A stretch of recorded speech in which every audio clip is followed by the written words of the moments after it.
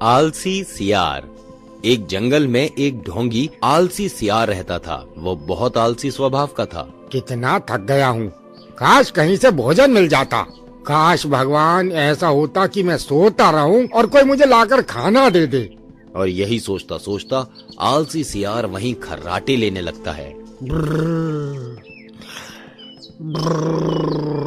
और आलसी सियार को सोते सोते शाम हो जाती है और शाम को वो नींद लेकर उठता है।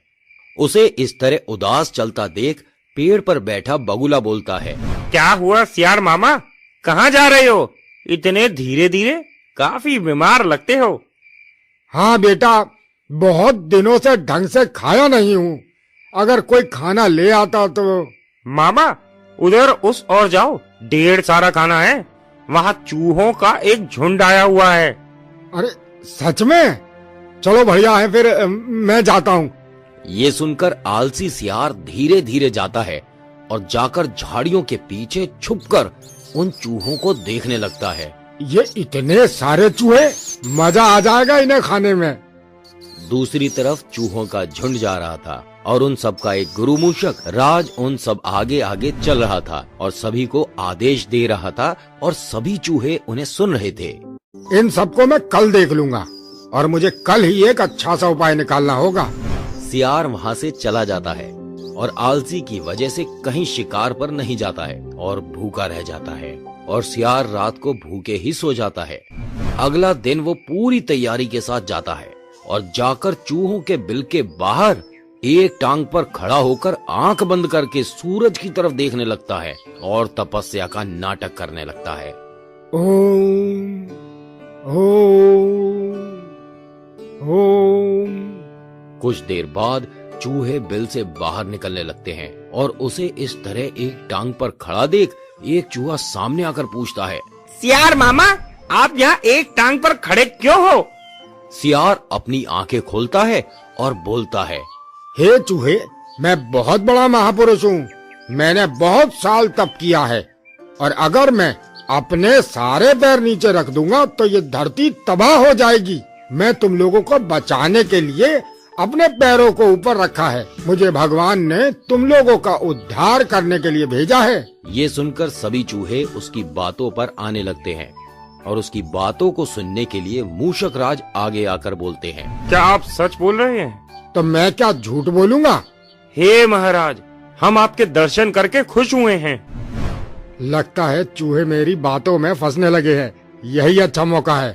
और चूहों से सियार बोलता है, मैं यहाँ तप कर रहा हूँ और मैं हवा खाता हूँ और सूर्य भगवान की पूजा कर रहा हूँ।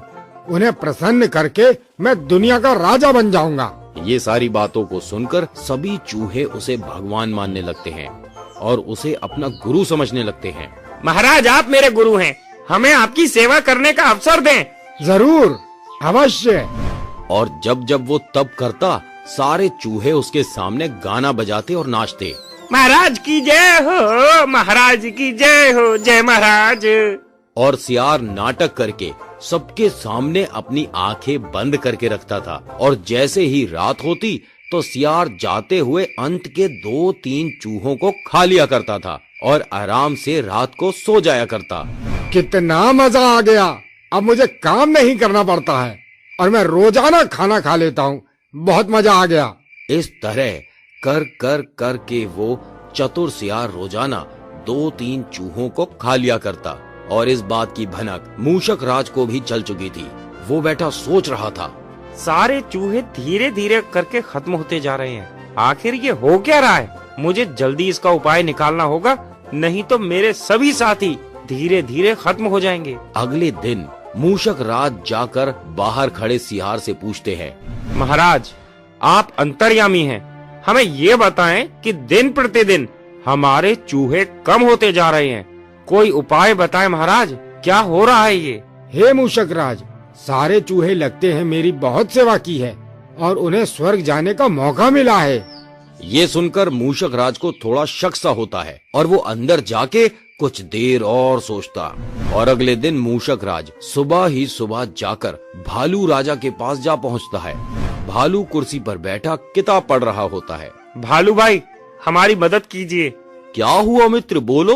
हे भालू भाई, हमारे दिन प्रतिदिन हमारे चूहे कम होते जा रहे हैं। मैं क्या करूं, कुछ समझ नहीं आ रहा है। और सारी बात जाकर भालू को बता देता है। भालू कुछ देर सोचता है। रुको मित्र, कुछ सोचने दो। कुछ देर सोचने के बाद भालू उसके कानों में कुछ बोलते हैं और मूषक राज छुपता हुआ अपने बिल में आ जाता है और सभी चूहों की तुरंत एक सभा बुलाई जाती है। सभी चूहे सामने खड़े हो जाते हैं और सामने मूषक राज सबको संदेश देते हैं। हे मूषक मित्र, इस बार सबसे अंत में मैं रहूंगा और आप सभी इस बार सियार से चौकन्ने रहना। सभी चूहे हैरानी में पूछते हैं, क्या हुआ महाराज? मैं आपको जैसा बोलता हूँ आप वैसा करो, हमारी जिंदगी खतरे में है अभी। सभी चूहे डर से जाते हैं। जी महाराज। और मूषक राज बाहर आ जाता है और सियार फिर से हर बार की तरह एक टांग पर खड़ा था और वो सभी चूहे गाना बजाना करते हैं और अपने बिल की तरफ जाने लगते हैं।